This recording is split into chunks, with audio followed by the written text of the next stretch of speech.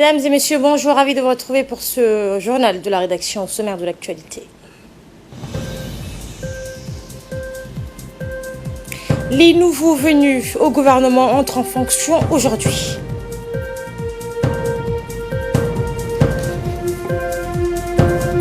Et avec ce crash en Russie, l'enquête a débuté. Bonjour et merci de nous accueillir chez vous. Le président de la République, Ismaël Omar Guelleh, a nommé dimanche son nouveau gouvernement et composé de 22 membres. 2 jours après ce remaniement ministériel, le Premier ministre Abdelkader Kamel Mohamed a présidé ce matin les cérémonies de permutation des ministres et celles des passations de pouvoir. En premier lieu, le Premier ministre Abdelkader Kamel Mohamed a dirigé la cérémonie de passation entre l'ancien et le nouveau titulaire du ministère du Travail, de la Réforme et de l'Administration. Ainsi, M. Ismaël Ibrahim Robleh entre dans le gouvernement en remplacement de M. Hassan Idriss Samri. Et par la suite, ce fut au tour du nouveau ministre du budget, Abdelkarim Adencher. Le nouveau ministre du budget a pris ses fonctions. La cérémonie a été présidée par le Premier ministre, Abdelkader Kamel. La passation a eu lieu au ministère du budget en présence de l'ancien ministre du budget, Bode Ahmed Robleh. Et suivant, cette fois, le portrait du nouveau ministre du budget, M. Abdelkarim Adencher. Le ministre du budget a démarré sa carrière en 1995 au ministère des Finances où il occupait des postes de responsabilité au Trésor de Djibouti. Il a ainsi participé à la mise en place des mesures de protection de l'environnement, à la création d'un fonds national pour l'environnement. M. Abdelkarim Adencher a été directeur de la Société internationale des hydrocarbures.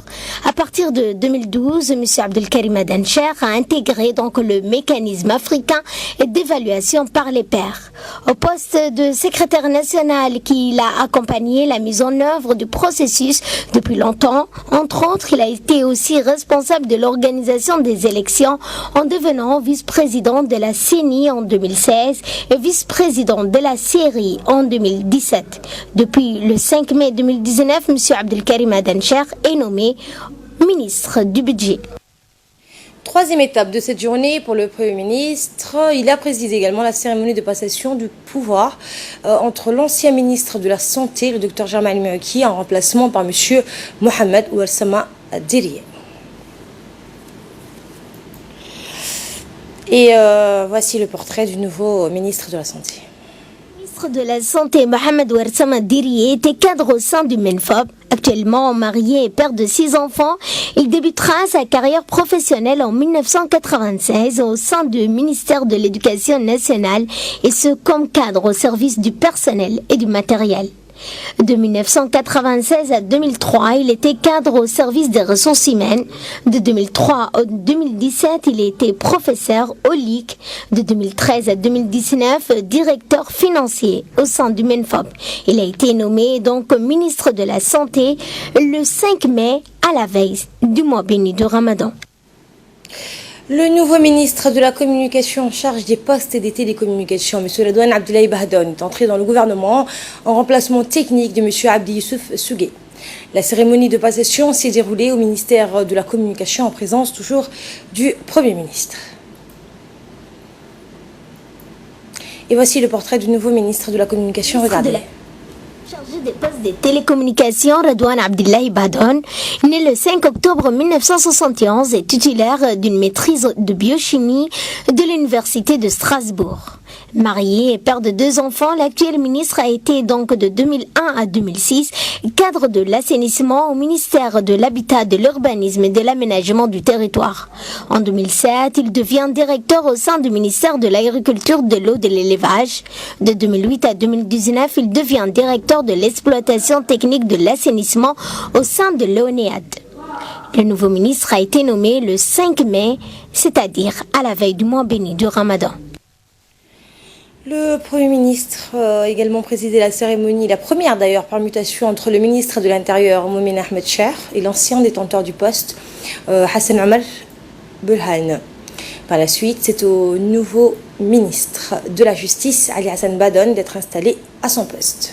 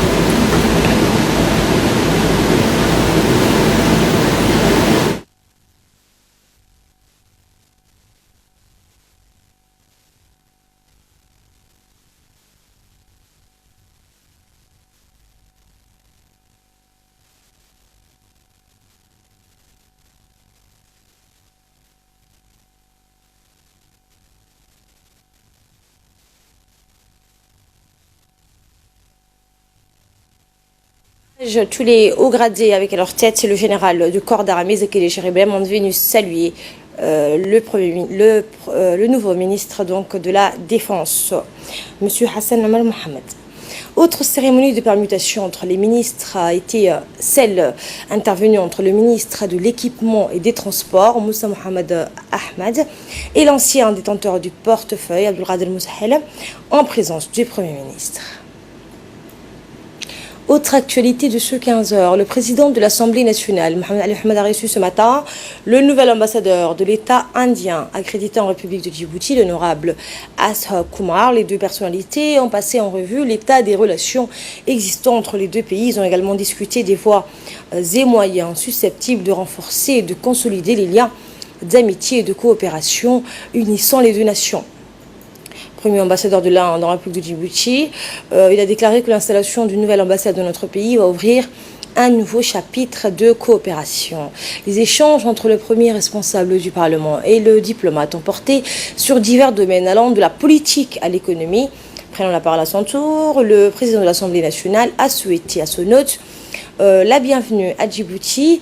L'ouverture d'une nouvelle ambassade à Djibouti démontre une fois de plus les efforts que notre pays déploie dans le renforcement de la coopération internationale. C'est ce qu'a déclaré en substance le président Mohamed Ali Ahmed. En outre, les discussions entre le président de l'Assemblée nationale et le diplomate ont porté sur la nécessité de redynamiser le groupe d'amitié parlementaire djibouto-indien, lesquels vont contribuer à consolider les relations séculaires liant les deux peuples et surtout les relations entre les institutions parlementaires entre les deux pays. Enfin, le président de l'Assemblée nationale a assuré son homologue de sa pleine disponibilité afin de l'aider dans l'accomplissement de sa mission diplomatique sous les cieux djiboutiens. Et à l'issue de la rencontre, Mohamed Ali Ahmed a tenu à offrir un présent de bienvenue à son hôte. La ministre de la Femme et de la Famille, Moumina Ahmed Hassan, a poursuivi samedi sa tournée dans la région de Bok après Badoï Taïla et elle s'est rendue dans la localité de Assassan, bénéficiaire donc de la caisse communautaire et de la coopérative agricole dans le cadre du projet. Eh bien, dans le cadre du projet d'autonomisation des femmes et le renforcement des communautés, accompagné par les députés de la région, le préfet de la région également, Hassan Dabelé, le vice-président du conseil régional. La délégation a été accueillie chaleureusement par la communauté de la localité de Assassan. Les femmes de cette localité ont été formées sur la culture maraîchère dans le cadre de ce même projet. La ministre a commencé sa visite par la pépinière gérée par les femmes qui ont reçu de la part du ministère une centaine de plantes composées de palmiers dattiers, de moringa, de la goyave et des citronniers. Lors de la rencontre avec la population, Mme Fatouma Mohamed, parlementaire de la région de Bok, a remercié la population pour l'accueil et la ministre pour les kits octroyés aux femmes et aux enfants malnutris. Elle a exhorté donc les femmes de la localité de mieux s'investir dans le développement de leur localité. Dans son intervention, le préfet de la région de Bok, Hassan Dabelé, a remercié la ministre et les trois parlementaires pour cette visite, en rappelant que cette visite s'inscrit dans la politique du président de la République qui consiste d'aller à la rencontre des populations pour voir leurs besoins afin d'apporter une réponse rapide de leurs demandes et doléances. Dans son intervention, Madame la ministre de la Femme et de la Famille a rappelé l'objectif de sa visite qui porte, selon elle, sur l'évaluation et l'impact des projets mis en œuvre par le ministère dans les localités rurales, mais aussi pour être à l'écoute des populations afin de recueillir leurs doléances qui rentrent dans la feuille de route de son département et pour apporter une réponse rapide et adéquate. La ministre a longuement échangé et discuté avec la communauté qui lui a fait part de ses besoins en matière d'école. À cet effet, la ministre a promis de transmettre toutes les doléances qui ne relèvent pas de ses compétences au département ministériel concerné et d'apporter une réponse rapide aux doléances relevées. Également dans l'actualité, le ministre des Affaires musulmanes, de la Culture et des Biens Warf a reçu le nouvel ambassadeur. Le nouvel ambassadeur donc, du Royaume d'Arabie Saoudite s'accrédité à Djibouti, Abdelaziz Ben Abdallah Al-Matar. L'entrevue s'est déroulée en présence de M. Chouaib Adjal, conseiller du ministre, et de Wadah Abdulrahman, directeur de l'attaché religieux de l'ambassade du serviteur de l'USA à Djibouti. Le ministre a souhaité la bienvenue à l'ambassadeur et le plein succès dans l'accomplissement de sa mission dans notre pays.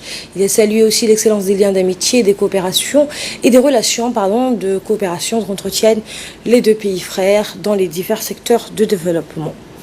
De son côté, l'ambassadeur saoudien a remercié le ministre pour son accueil et sa disponibilité pour soulever les diverses questions qui intéressent les deux parties. À cet effet, il a exprimé sa volonté de renforcer et de resserrer les liens d'amitié et de coopération saoudo-djiboutienne. Le diplomate s'est dit réjoui de cette visite de courtoisie qui entre dans le cadre de sa prise de contact avec les différents partis département ministériel.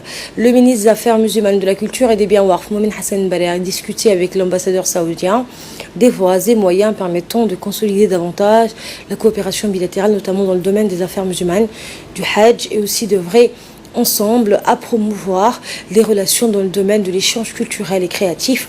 Au terme de cette visite, les deux parties ont réitéré leur volonté de collaborer et de coordonner ensemble afin de donner un nouvel élan au partenariat avec les institutions concernées. À l'issue de cette rencontre, le ministre et l'ambassadeur ont procédé à l'échange de cadeaux.